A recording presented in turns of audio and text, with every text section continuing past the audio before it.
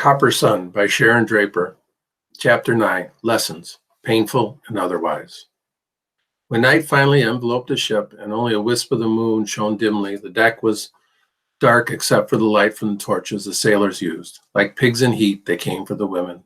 One by one, the women were unchained and dragged, screaming and kicking to a distant area of the ship or a corner of the deck.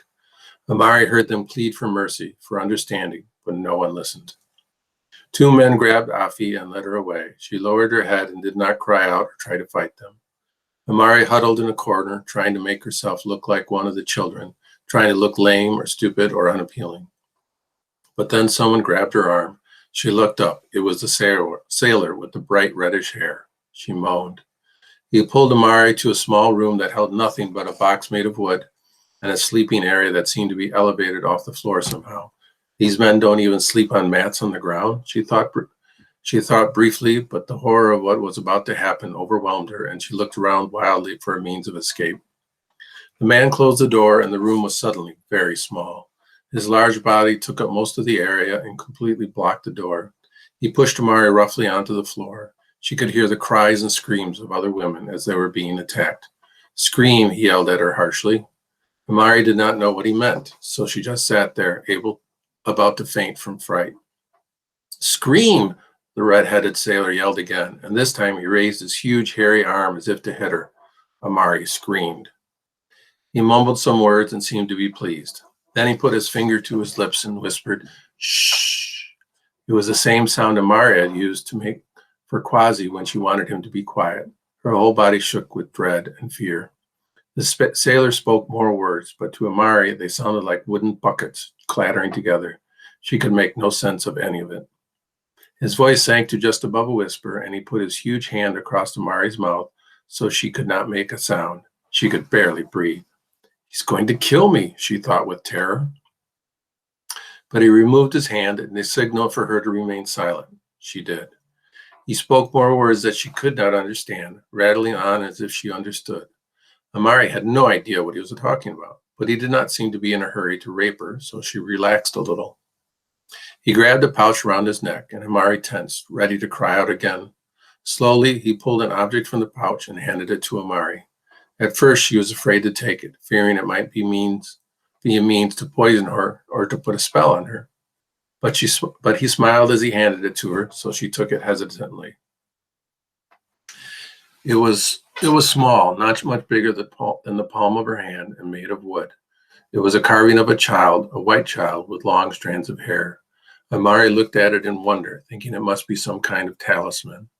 The sailor pointed to the carving and then pointed to himself several times. Then he took the small carving away from Amari, kissed it gently, and pretended to rock it. Either this is a madman or that is a likeness of a child, Amari thought. "Child," the sailor said. Amari said nothing. "My child," the sailor repeated. Confused, Amari had no idea what he was saying. She coughed a little. He pointed to a bucket of water on the floor and made sniffing motions as he lifted a dipper. She nodded silently and very gently, considering the size of the man. He gave her a dipper of water. It was cool and fresh, and she drank it thirstily. "Water," he said, pointing to it. Amari wasn't sure what he meant. "Water," he said again. "Water, water, water, water." He kept repeating the word and pointing to the liquid. "Wata," she said slowly. The large sailor slapped his thigh and laughed. Amari looked at him cautiously, not sure what to say or do next. "Water," he said once more. "Wata," Amari repeated. "Bucket," he said, kicking the bucket with his foot. Amari thought once more that surely this man must be mad. Why would he do such a thing? "Bucket," he repeated, pointing to the wooden object now lying on its side. "Baka," Amari repeated quickly, suddenly understanding. He was teaching her the language of the whiteskins. "Baka," she said, again, more clearly this time. If he was going to teach her, she fully intended to learn it. She hated not knowing what the sailors were saying. Amari thought briefly of her father, who loved meeting men of other tribes and learning their language. Then she inhaled sharply and squeezed her arms around her body, the painful reality hitting her that her father would never again discover a new word or idea to share with her. The sailor looked at her with what looked like concern and jumbled out words that seemed to be a question, but Amari just shook her head. She felt that her father's spirit was there with her, and that somehow he had protected her this night from the certainty of rape. Hesitantly, Amari pointed to the door of the small cabin. He told her the word was door. She repeated it over and over until she could remember it. The strange red-headed sailor taught Amari the words ocean and ship and man and floor and wall, as well as many other simple words and phrases. She also asked him, through pointing and signs, to tell her the words for chain and whip and shackle. He frowned, but he told her. Knowledge of the language of the white man was a powerful weapon that she could possibly use one day to her advantage. Coldly and thoughtfully, she listened and learned.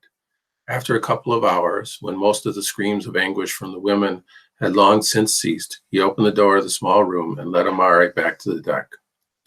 He made sure she had fresh water, let her relieve herself, and tied her gently to the deck pole, which he told her was called a mast. Then he disappeared. Most of the women on deck were curled into balls, shivering in the chill night air. Some rocked back and forth, trying to erase the terrible memories of the past few hours. Afi, wide awake as usual, waited for Amari. Her face was bruised, her upper lip bleeding. He did not take you? Amari shook her head no, almost ashamed that she had escaped the fate of most of the women. He was kind to you? Amari thought about it and realized that what had happened to her really was one drop of kindness in this huge sea of evil that surrounded her. She nodded her head yes. She was afraid to look Afi in the eye. Good, you were lucky this night. But prepare yourself, child. One of them, probably many of them before this journey is over, will take you. Amari gasped. How much longer can this journey be? She asked Afi, suddenly very frightened again. Surely the next day will bring us to our destination, wherever that might be. In spite of her injuries, Afi managed to twist her lips into a rueful laugh. No, child, this is just the beginning of many nights of horrible humiliation. I feel that this journey will be very long. Amari touched Afi gently. Many will die, Afi said quietly. Some will live, but will die inside. Others will pray for death and be forced to live, but we will all be changed forever. She did not cry or wail as some of the other women did, but Afi's face was covered in tears, which mixed with the blood on her face and lips. What shall we do? Amari said finally, burrowing into Afi's arms as much as their chains would allow. Find strength from within, Afi told her, stroking her head. How do I do that? Amari whimpered. It is there. You will know it when it is time to use that strength as your shield from what they will do to you. Amari suddenly felt overwhelmed with powerlessness. I want it to be like it was, she sobbed. I want my mother. Oh, child, Afi whispered gently. I know you do. It's not fair, Amari cried. Nobody promised us happiness or fairness, child. I have known much happiness in my life, the love of a good man, children, a village of friends and loved ones, and much sorrow as well. You have yet to find them, my child. Your destiny lies beyond. Beyond what? Amari asked. I do not know. Some things the spirits keep secret. She chuckled in spite of everything and hugged Amari once more.